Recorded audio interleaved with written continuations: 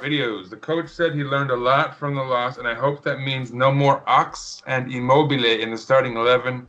Plus, don't want to see Onur Bulut coming on regardless. I only agree with the latter point. Yeah, I mean, from the heart. Onur Bulut is a necessity type of thing. I don't really understand why, the Ox and the Immobile. Yeah, I think that's I think Chiro played a good game. I think he was good in this match. This is probably his best game since his injury. Especially the first half. Yeah. Also, it really merits saying that Semi Kılıçsoy has not made us think, oh, this guy needs to be playing instead. Like he's not at all. Yeah, neither has Mustafa. So like as long not as at all. Like Mustafa even less so. Yeah, if neither of those kids steps up, then there's no reason to not start Immobile anymore. As for Ox, again, I think that's a little bit of a case of necessity where Elan Ricardo, due to his consecutive illnesses, hasn't been able to get eased into the team yet. Amir isn't really a better alternative, so Salih Uçan is another option.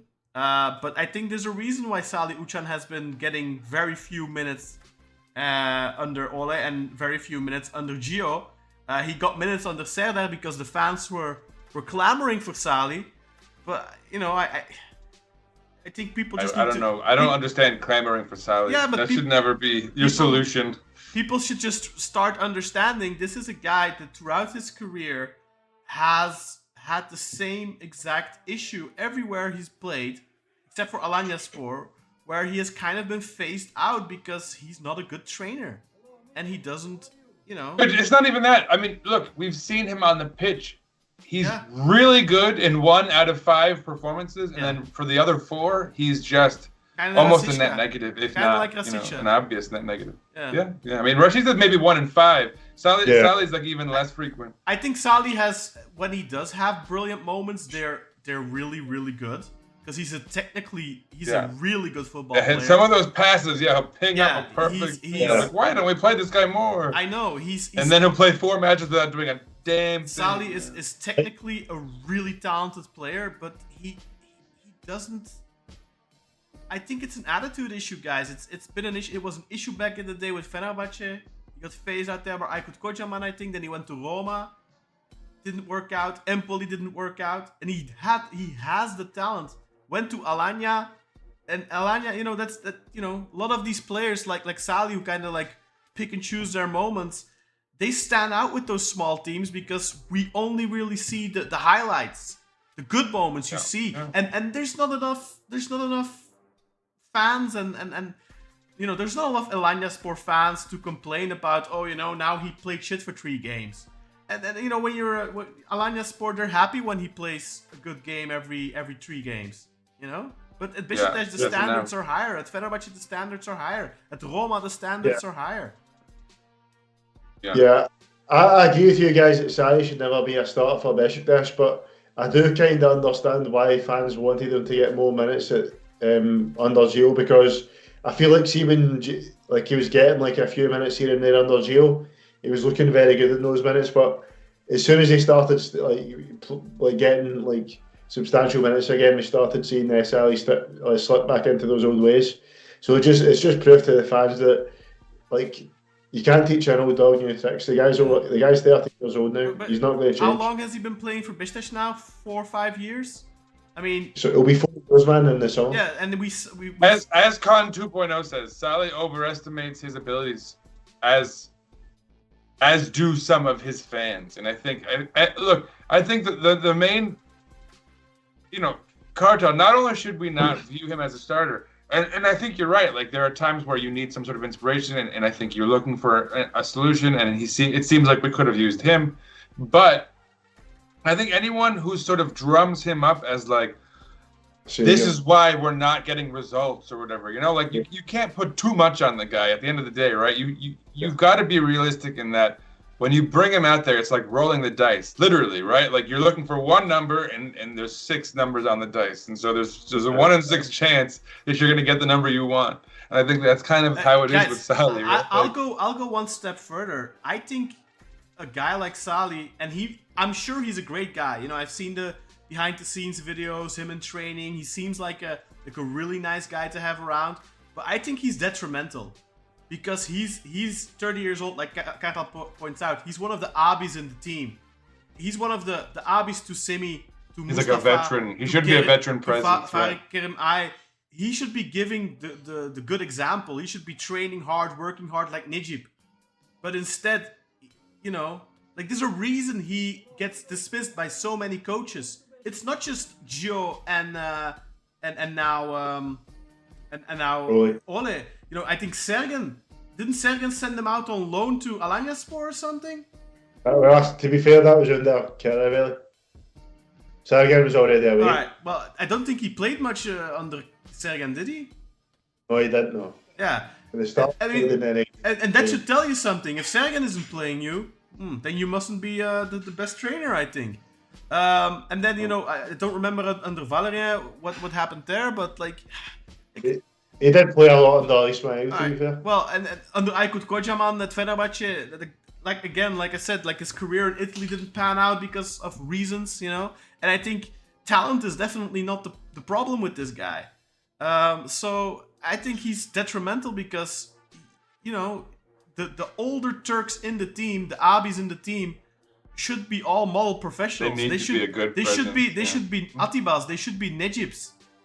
They need to give the good example to the young kids. We're a team that are a club that want to go and focus more on developing both our own academy products, but also young players we sign. And it's very important that when you want to go down that route, which is a very good route to go down, but that your older players in the team are model professionals that give the right example. You don't want lazy cunts. Pardon my French. And I think his contract extension, I would have much rather seen Cenk get a contract extension than Salih. Because you can say what you want about Cenk Tosun, guys, but he is not a lazy cunt. He works his ass off. And I think you can make the argument that we probably didn't need to offer either of them an extension. Yeah, you could make that argument. But yeah, certainly if you're picking one or the other, you could definitely make that argument. All right, let's do some more comments because I mean I don't think you're getting any pushback from anyone here. So Yusuf asks the question, or it's like a statement / question. Seems like no one is mentioning this. So is it just me, or did Mert look bad for the second goal? Sorry to correct your English, Yusuf. I feel like while Mert has been decent most games, he's reaching super overrated status in our fan base. 100% agree. I 100% agree. I don't know why you're giving him any pushback on that. I think he's been... Let me be straight. I think the last stretch of 10 matches or something, I feel like Mert has been amazing. But this was the old Mert, this game. This was old Mert. This was kind of not 100% paying attention. Look, you can't expect the goalkeeper to save everything. You can't expect him to come up big every single time. But yeah, I think on that second goal, I think he could have done better there. I don't remember who it was, but one corner was marked. There was only one place Furkan could have shot, and Mert should have had it there, I think.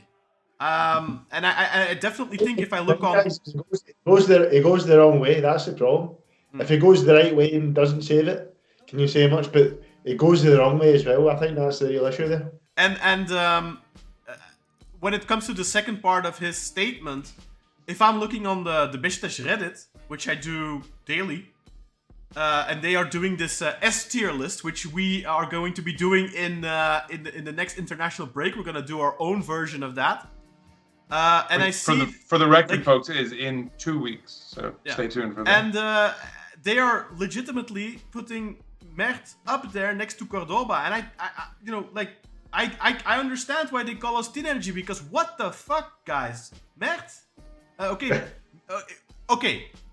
Last 25 years, or, last 35 years, whatever. It's not like we have a long list of really good goalkeepers. But there's two guys that are head and shoulders above everyone else. One is Oscar Cordoba and two is Fabri. And Mert and Fabri went head to head in polls on Reddit. And the majority of people voted for Mert. What the hell? How? Yeah. I don't understand that. I really don't. So I 100% agree with Yusuf that he is very overrated amongst our fan base. Does not mean he's a bad goalkeeper. I think he's one of the best goalkeepers we've had the last 25 years, easily. But he is not as good as some people making him out. People are putting this guy S-tier. He is not S-tier. I don't want to be like, and I don't want to come across as a bit of an arsehole or as if I know better, but I feel like on Reddit, I think the majority of them will be teenagers, man. And like kids that are teenagers now won't remember Fabry. And maybe they just, when they were very young, they have the memory stuck in their mind of the mistakes against Lyon, for example. I saw some of that. I saw a lot of hate on Fabry because of that. And like, the thing is, but Mert's made a lot of mistakes as well. Like, Mert cost us second place 2 years ago when he made 3 mistakes in one game. And the thing with Fabry is like he was second in that season. Fabry was, because I was a bit young for like to properly understand Cordoba. I was I just turned 5 when we won the title in the 100th. I think I was like 8 when he left, so I was quite young. And back then we didn't have as good access to like the Super League in the UK as we do now. Most of my following was watching, like reading the live commentary in SportX, so I didn't watch most of the games. Well, I didn't really watch any of them unless it was Champions League or when I was in Turkey during the summer at that point. But with Fabry, man, like Fabry's the best goalie that I've properly been able to comprehend for Beşiktaş. Like, obviously, I can't say that he's better than Cordoba because I didn't properly watch Cordoba. But in terms of Fabry or Mert or Rushtu or Jake Gunen or Hakan Arikan or Tolga, Fabry was the best, man. Like, people talk about that mistake against Lyon, but keepers are going to make mistakes. See, if you want to see one of the best goalkeeping performances ever, rewatch the second leg against Lyon in our stadium. Fabry was like God mode that game. It was phenomenal. Yeah, he Cartel, I'm just glad that Cartel's now old enough and he's lived through enough generations of Beşiktaş where he can see the way that people's youth can kind of influence how they view. Because we've had in the past some arguments with Cartel where you viewed things with very rosy glasses and we're like, but that's because you were coming of age when that was like I think like that was your sort of seminal moment as a Beşiktaş fan, as a young person. And I'm glad that you're starting to see how that can influence people's perspective on things, because I think absolutely the idea that one could look at Fabry's impact on the club and see him as a negative is ridiculous to me. 2 years. Even I am a huge Cordoba guy. I think you could probably make the argument that in some ways, it's a smaller sample size, but he might be the better keeper. Fabry might be the best keeper. He I don't know. played for us for 2 years, guys, and I mean, how many mistakes of him can you remember? There's the one really big one against Lyon. It seems like people remember one. Yeah, and you have to also, I mean, people blame Fabry there, and okay, he makes a big mistake, but he also should have never gotten that pass under so much pressure. There were like 3 people putting pressure on the ball there, and like, I think they should have just hooved it up or something like that. Like, it's not just Fabry who fucked up there. And I think he 100% redeems himself in the next match. And it's not his fault that we missed so many chances in that second leg. We could have won that game 3-1 and gone through and wouldn't have had to go to penalties. So, anyway, yes, I agree with you, Sufa. That I don't know what you guys think, but I think Mert is definitely overrated by a significant. He's overrated, man, but he's still a good goalie, but he's overrated. He's a real. I mean, I think last 25 years, I'd probably put him number 3 or maybe number 4 behind Rushtu. I'm not 100% sure because I loved Rushtu. He was a very good goalkeeper, but I think when he became our goalkeeper, he was past his prime. He was still good. He still had a couple of amazing matches. But I never really felt like we got to see the best Rushtu, which was normal because he was like in his mid-30s at that point. So I think he might rank above Rushtu, but like Oscar Cordoba and Fabry are like country miles ahead. Like it's not even. For me, those guys are neck and neck. Talking about Rushtu, man, if people, the younger fans amongst us, go back and watch the highlights of the Man U Beşiktaş game in Old Trafford in 2009. That was a really good goalkeeping performance from Rushtu. And Artem Shannon, who was the commentator, says, Rushdu, her yerine öpüyorum, her yerine. He's like, Rushdu, I'm kissing you everywhere. Like, basically all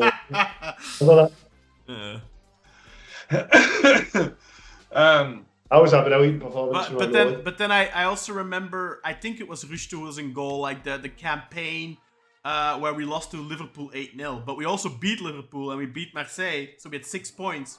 And in the Marseille game, I believe we conceded on a corner where I think it was Rushdu. I'm not 100% sure. It might have been Hakan Arikan, but I think it was Rushdu. Because I used to think it was Hakan, but I think somebody corrected me at a certain point that it was Rushdu. And he went up for the ball and he went under it, and they scored off that, and we lose that game because of that. Hakan was in goals for the 8-0, I know that. And yeah. Pretty sure Hakan was in goals when we won 2-1 as well. He might have been, but I think it was Rushdu in goal against Marseille. If we don't lose that game, we actually go through, despite the 8-0. So, yeah. Is that not the... I think we beat Marseille 2-1 at home. Yeah. I think you're getting that mixed up with the Porto game. No, we lost in Marseille 1-0. Yeah, but that was the first game though, Ken. That was the first game. Yeah, so? So, but... Like, it was basically the do or die was like the last one. Yeah, but if we don't... If Rushdu doesn't make that mistake... We probably because it was a late goal. I think it was like the 77th minute or something.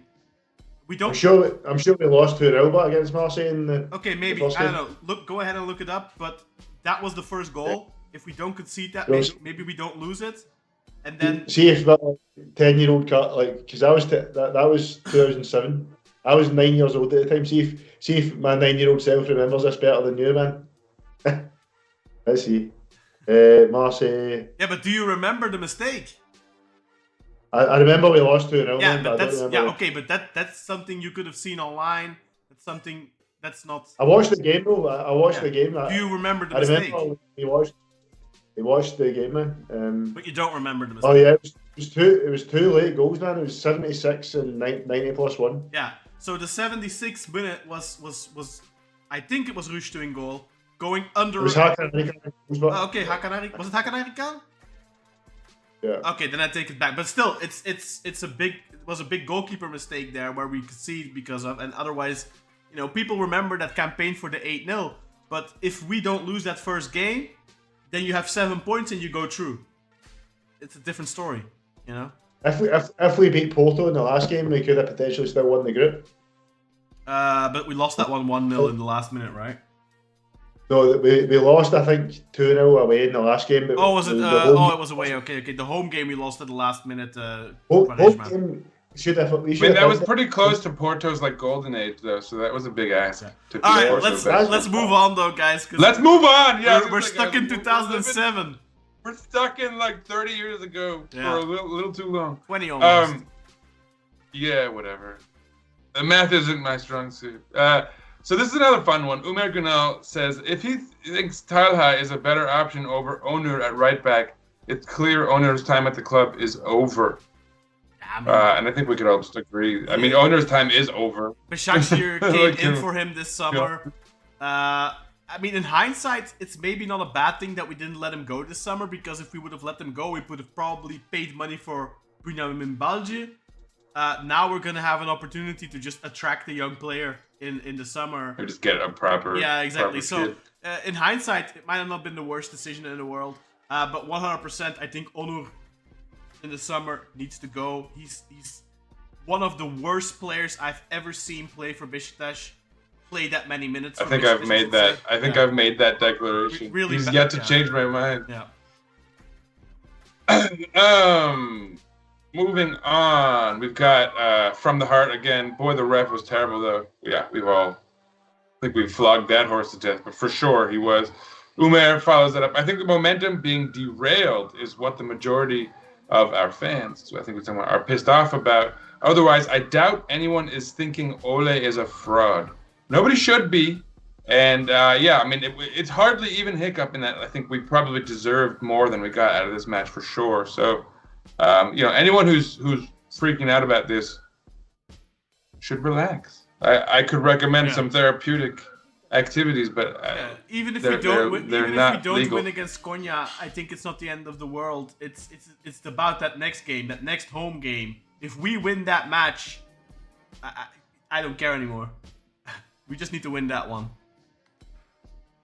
But obviously, Go on. Huh?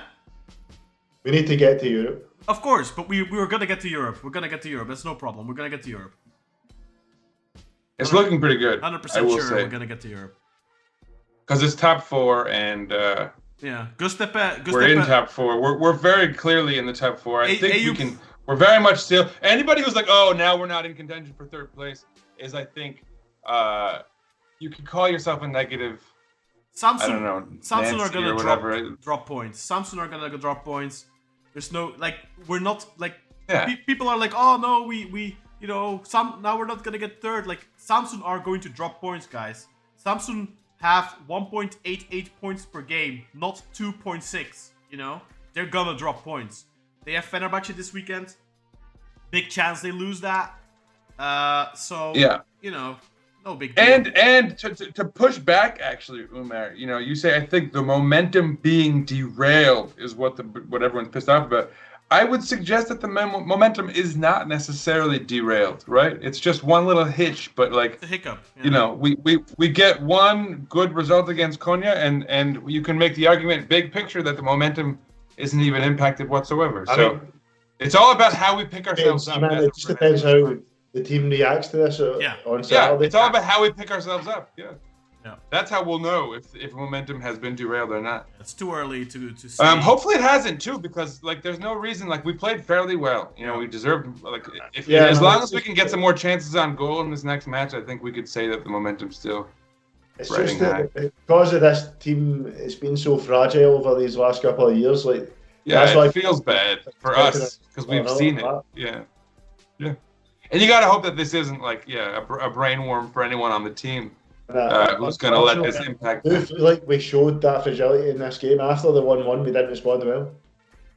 Although again, really, it was just one chance that they had, really, right?